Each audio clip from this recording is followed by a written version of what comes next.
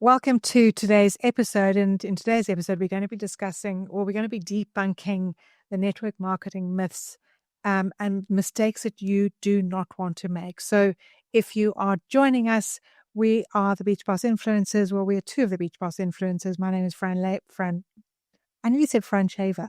Fran Laper. And this, Fran Shaver, like, oh my goodness. And this here is Brandy Shaver.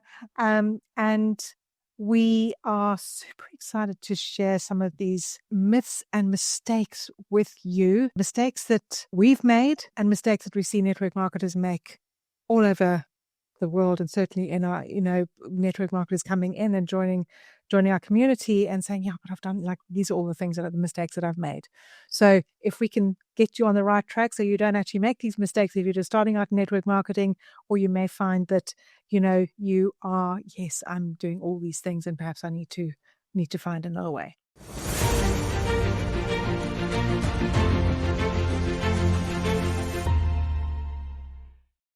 So the first mistake that, a lot of network marketers are doing are just literally blindly following your upline's advice when it's really not working for you. And you find that your soul is slowly dying. So it may be, making that list of 100 people. It may be sending all the thousands of copy-paste messages every day that are literally getting you blocked and unfriended every single day.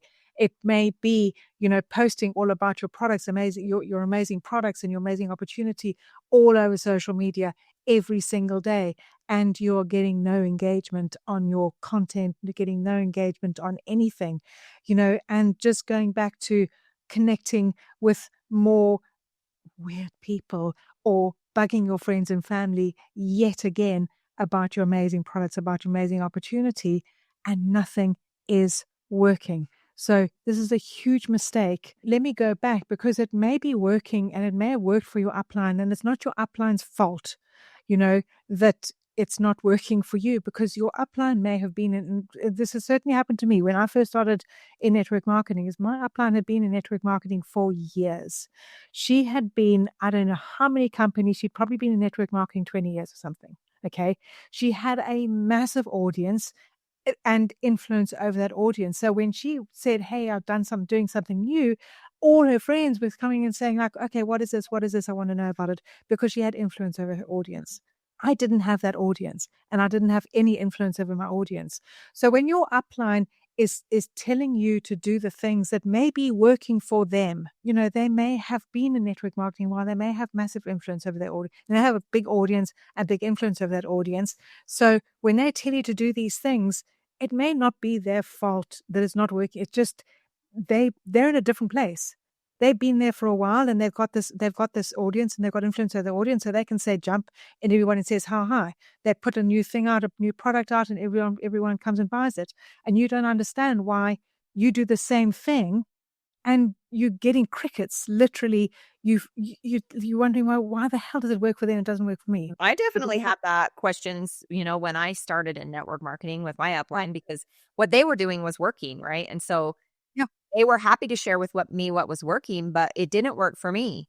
I did have a small influence because I'd been a cosmetologist for like 20 years. So I did have a small influence of people, but that was my bread and butter, right? That was where I made my income to feed my family. And so it felt weird, like accosting, my clients when they were in my chair, trying to get them to buy a product. Now, if they asked a question or, asked me how I had so much energy or, whatever, I was easily able to sell product.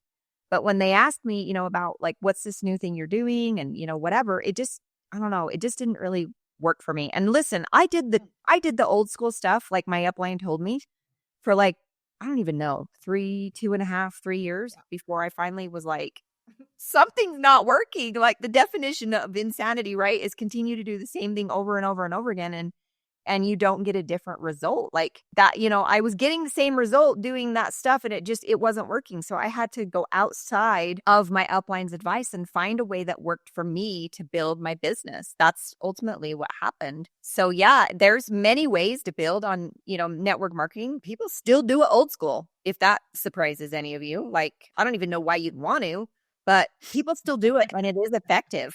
They do it and it works, right? But maybe it doesn't work for you and your soul is slowly dying. That's when it's a red flag for you to find a way to build differently that's going to work for you and the way you want to do things. The other part of this, like when I look back at following, blindly following my upline's advice, they were gone, 6, 7 days, sometimes 14 days at a time from home building their business. And that worked for them because they had wives. Well, guess what? I don't have a wife. Right? I am the wife. So that is a problem. My kids didn't have anybody home. I had to bring in, people to take care of my kids, which if I had to do it all over again, I wouldn't do that again. I would literally build online. I would learn systems, processes, automation, lead funnels, all the things, because that's where it made sense for me. And that's where it got fun. That's where I started to love the network marketing industry. Yeah. Because I loved the way I was building it. Okay, so the next myth we want to talk about is if I just do all the things, right? Like just do all the things that's out there, right? Think about when you go to your company event, you get up there, right? And one person says, oh, I built this way and this is how it works. And, this is how you do it and X, Y, and Z. And then another person comes back and they say, oh, this is how, you do it. And it kind of feels like a buffet when you go to a company event or a networking event like that. But the myth is if I just do all the things, I'll be successful. And there is an order to some of this that has to be in order to make it happen. Right, Fran? Like, yeah. The one piece that we know that really doesn't work if you're just doing all the things is, how when you first get into network marketing, and maybe this is way back, when you first started, because I know we have a lot of leaders and people that, listen to our podcast, listen to, the things. We have students that have gone from zero in their company to top leader in their company kind of thing. But the one thing that we see across the board in all companies is as soon as you enroll, the first thing they want you to do is go promote. Okay. Now, like Fran was saying, if you have an audience already, some sort of influence, that's going to work for you. Yeah. If you do not, then it's not going to work for you and you're going to think you're broken. So there has to be an order of things. So if you haven't built the influence, that is the first piece. You have to build the influence. I don't care whether you do it old school or online. There has to be some sort of know, like, and trust with the people you're talking to about a product or opportunity, business opportunity, before they're ever even going to listen to you. Like, that's just how this works, right? It's how it's like a core behavior of human beings. Then the next part is, how do you get the people seeing the stuff or engaging? You've got to engage with you, right? Which means you have to engage with them first. Because what human being, friend, on this planet Earth cares about what you want? Yeah. No one, maybe Wayne, right? And your parents. Maybe. But the whole entire world is just about what they want.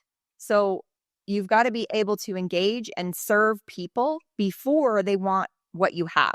I hope that's making sense, Fran. Do you have something to add there? They want to know what's in it for them. Like how can this help me? How's it going to make a difference in my life? This thing that you're talking about, how's this going to help me? What difference is it going to make in my life? That's going to make things easier for me, that's going to make me feel better, that's going to give me more energy, that's going to make my finances better, whatever. Mm-hmm. But they want to know what's in it for me. They couldn't care about you. They couldn't. Yeah. When you post at the end of the month, I've just seen this recently, and it makes my I saw it the other day too. It's like, oh my God, just kill me now, right? Like, I only need 2 or 3 more people to enroll for me to hit my goals. Nobody gives a crap. We don't care about your goals. We only care about what our goals are, right? Like, it just this. I mean, and take that with a grain of salt, because I do care about people, right? But what I'm saying is the majority of human race could care less that you only need 3 people to hit your next rank. Like, do you want a pity enroll? Because that's not probably what you wanted. Sure, I'll be your pity enroll so that you can hit your rank. But then next month, guess what? You're going to go backwards, because that person isn't going to build. They don't want really anything to do with it. They probably just joined because they're your friend, or that you have a really great way of explaining it or getting them in. As one of my, I like to say, victims now, when I've that. He's like, I'm not like you, right? You could talk anyone into doing anything, right? And that's how he felt, that he didn't have those skill sets to do that. So you don't want those people. You want real people that want to come into your team, that love what you're doing, that want to do what you're doing with you. So, and here's a little hack for you. I'm going to give you a little hack before we go on to the next thing, because as you are growing your business on social media, you want to be giving value. You want to be giving help. You want to be giving. And the more that you give, you will receive back. And it's not going to be a give and take. It may not be like I am giving so much to Susie over there, who I know is desperate for my products, because she may not actually want to do it. But the more that you can actually give to the world and give to social media, your audience in general, okay, the more that you can give to them and help them and serve them, the more you will receive. And it may not be a direct thing. It may not be that the person that you're trying to give to is going to come back and say, okay, yes, I'm ready to sign up. yeah. But it is proportional. You're not going to receive all the gifts. You're not going to receive all the signups if you don't give first. Give. Absolutely. And it's I think not the law of reciprocity is Yeah. what that is, right? the law of reciprocity. There you I mean, you know what? I remember being in this place when I got on social media and I was just like, holy crap, this seems like a ton of work. I'm not getting a ton of results, right? Like I just felt like I was like, where the heck is the money? Right? Like I need the money. That's the whole reason I started to build my business in the first place, is because we wanted to change our financial situation, right? And so here I was on social media going, where's the money, right? I'm helping all these people. Where's the money? Where's the money? Where's the money? And when I was in that mindset, guess what was happening? Nothing came. Nothing, because Nothing. I was pushing it away. It was me that was pushing it away. I was serving out of obligation. I was serving out of, oh, I got to do this to get this, right? Instead of just having that servant heart, just being like, you know what? Fran is brand new and I remember being brand new, right? And I remember how I felt. Let me jump on a call with Fran and just like, walk her through process, or find out, where she's at and how I might help her.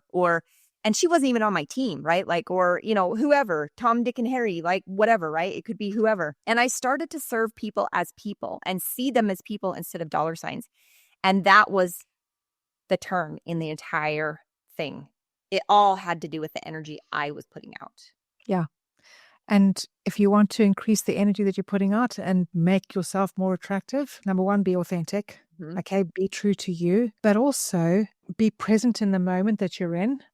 Be grateful for all the blessings that you already have in your life right now. Okay. And you can always find blessings in your life. You can always find them. Even if you are in such a dire situation where you have lost your house and you're living in a car, you can still look outside and see a magnificent sunset or a magnificent sunrise and connect with God. Find that gratitude for an incredible life that like all the blessings that you have in your life. It will come back. It just, Yeah.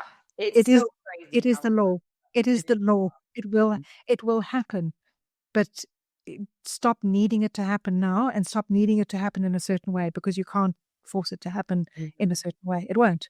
I think Just forcing it is probably the worst thing anybody could do to try to get success in anything, is forcing it, right? Like it's got to be. And one of my mentors, this has like kind of been my motto since she said this. She's like, keep one foot in gratitude and the other one in desire. Yeah. And so if you ever find yourself like ruminating in the filth of your life, because, whatever level you're at, there's always things you're not happy about. Let's just be honest, right? Like there's always things that you want to improve on. You're always going to want it faster than it's going to happen from personal experience. That's coming straight from personal experience, right? But there's always things to be grateful for. I mean, I'm grateful I woke up today, right? There's other people that didn't.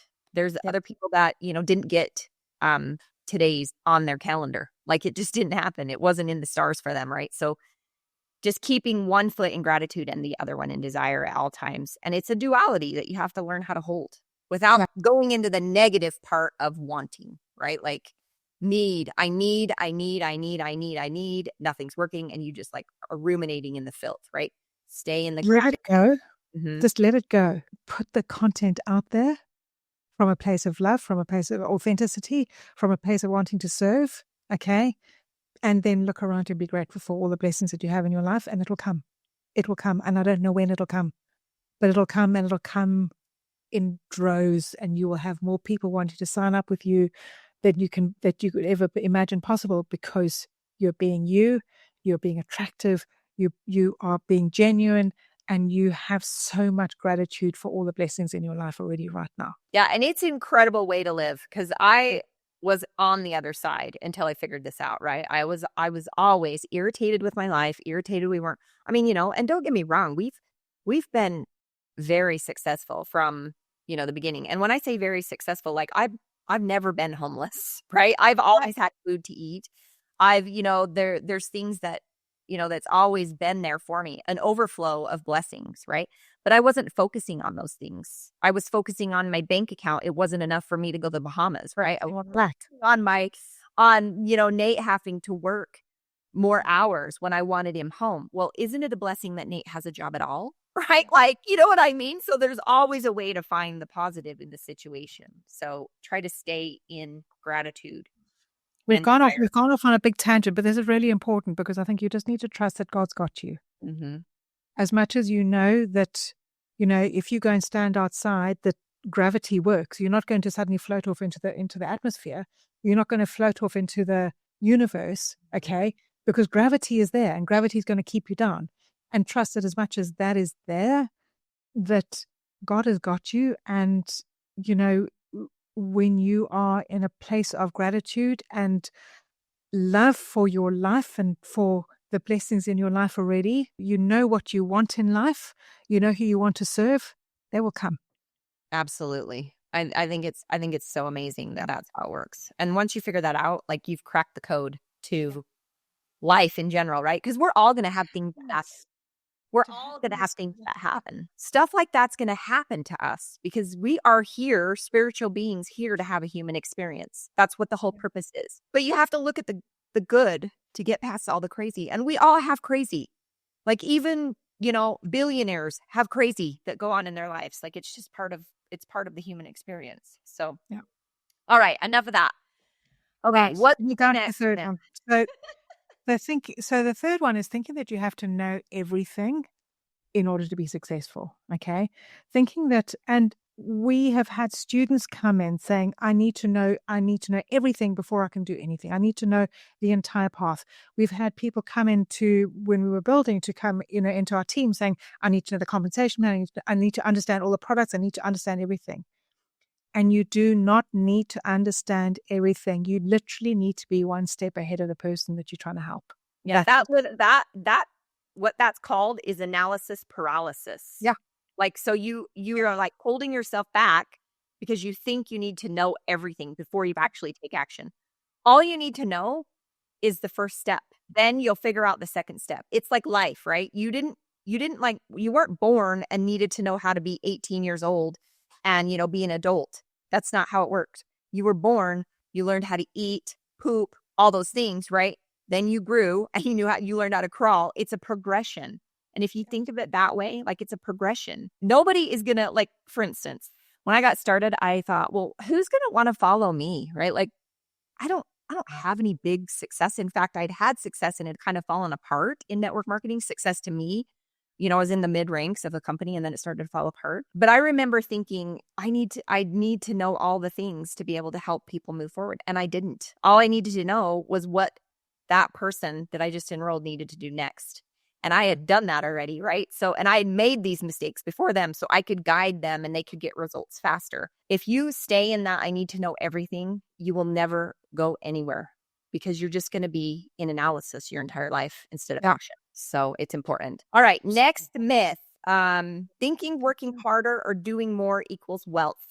And raise your hand high if this has been you sometime in your life, right? Hey, my personality is, if it doesn't work the first time, run at the wall harder, right? Like, how does that make any sense? The brick wall isn't coming down with my whole, $140 going into that wall, running as fast as I could possibly run. And no matter if I lift weights, gain weight, whatever, I'm never going through that brick wall. Like, let's be honest, right? So working harder doesn't equal wealth. It never has. No, in fact, I can remember one coach that I had, this is a few years ago, and he shared a story when somebody, he was working with another coach, and she said, okay, I'm just going to go and make money. And she went off to meditate for 2 hours, came back. It was like, what? Like, I thought you should be working. I thought you should be like building funnels and doing things and like working like crazy on a computer and just like working like a mad person. No. Working harder does not equal success. Working higher will create more wealth for you than just slogging away, doing the same thing over and over again and thinking I'm going to get different results. Set up systems and processes. Okay.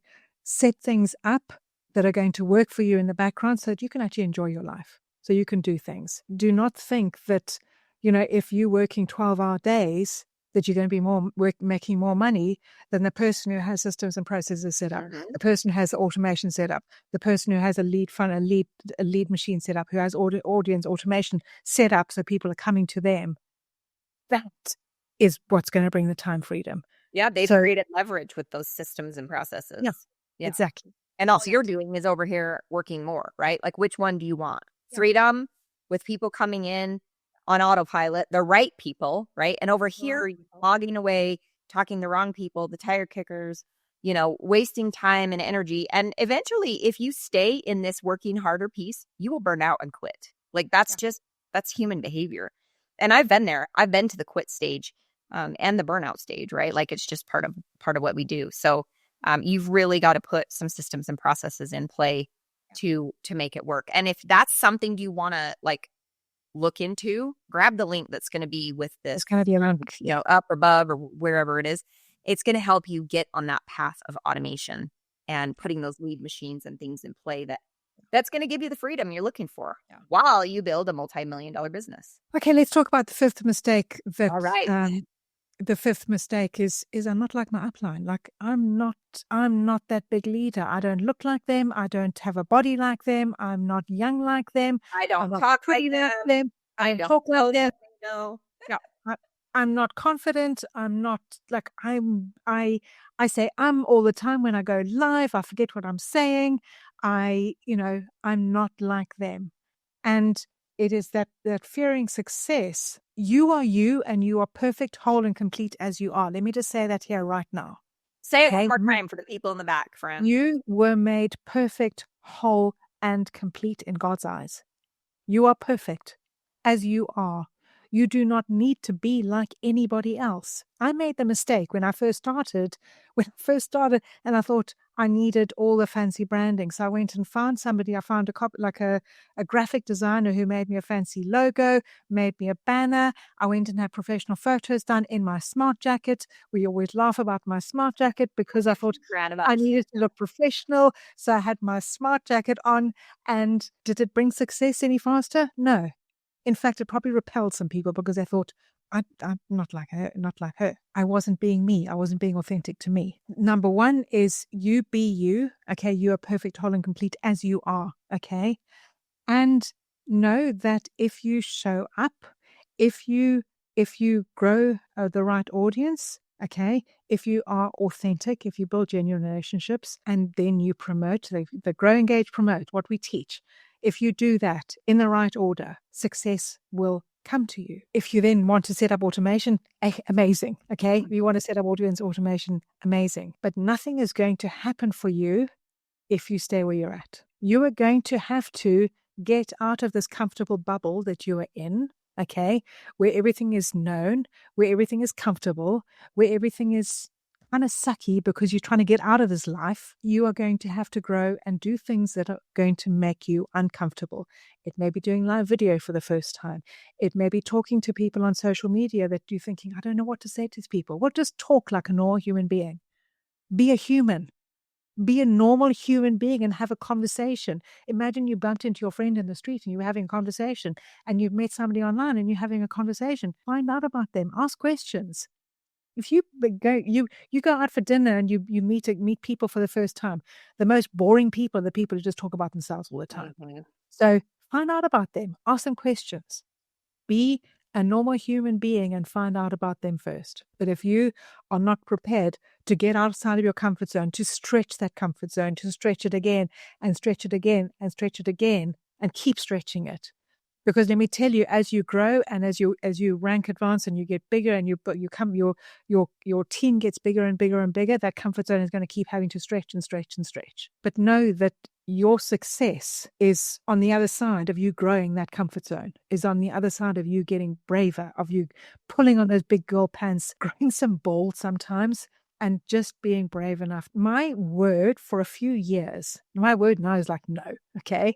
But for a few years, it was yes, because I was so comfortable in my comfort zone that I knew that if I needed to grow, I just needed to say yes to the things that were super uncomfortable for me. I needed to keep saying yes to the things that actually terrified me. But if I hadn't said yes to those things, I probably wouldn't be here now. Yeah, me neither. Because I'd still be hiding with my camera off on Zoom. Nobody would know who I was, okay? I'd be hiding in the background, literally with my mouth shut and terrified to say anything. Yeah, that would be me as well. So it's getting out of your comfort zone and growing yourself as a human being. So there'll be a link above or below this video wherever you're watching it, or if you're listening on the podcast, there will be a link above or below wherever you're listening. Go and grab that link if you want help actually building your business, and if you want to start setting up automation and things like that. Absolutely, we can help you with that so that you can actually find that time freedom. So go ahead and grab that link wherever it is. We're so happy you've been here. We'd love to hear what your biggest takeaways were. And if there's something that you want to learn from us, if there's something that you would love us to cover, please let us know. Mm-hmm. We would love to know so that we can actually, deliver the content that you're searching for, something that you're struggling with. Let us know. So if you're watching this on a video, let us know in the comments, and we will see you on the next episode. So until then, bye everyone. Bye.